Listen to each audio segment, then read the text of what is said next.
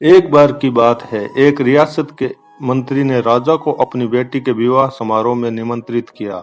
जब राजा अपने परिवार के साथ विवाह समारोह में पहुंचा तो मंत्री उन्हें सम्मानपूर्वक विशिष्ट आसन पर बैठाने ले गया।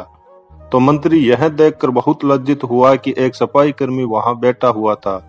उसने सफाई कर्मी को सभी के सामने वहां से उठा फेंका और उसे बहुत डांटा। सफाई कर्मी ने बहुत अपमानित महसूस किया और बदला लेने की योजना बनाने लगा। अगले दिन सुबह जब वह राजा का कक्ष साफ कर रहा था, तभी वह जानबूझकर बड़बड़ाया, राजा कितने नादान हैं, उन्हें यह पता ही नहीं कि रानी और मंत्री के बीच क्या चल रहा है। राजा आधी नींद में था। यह क्या बकवास कर रहे हो? उसने पूछा।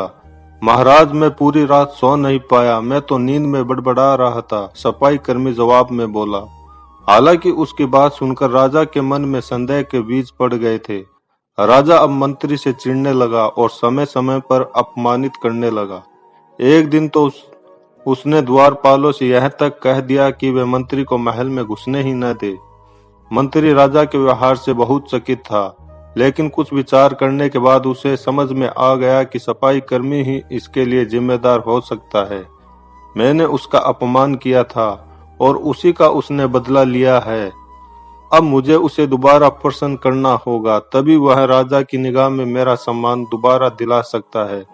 मंत्री ने सोचा। एक दिन उसने सफाई कर्मी को अपने घर भोजन पर आने का निमंत्रण दिया और कहा, मेरे दोस्त, मुझे क्षमा कर दो, मैंने तुम्हारा अपमान किया था, मुझे गलती का एहसास हो गया है।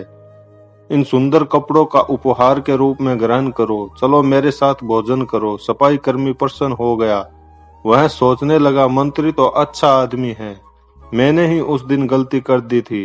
अब सफाई कर्मी प्रसन्न था और प्रयास करने लगा कि मंत्री के बारे में राजा की धारणा बदल जाए।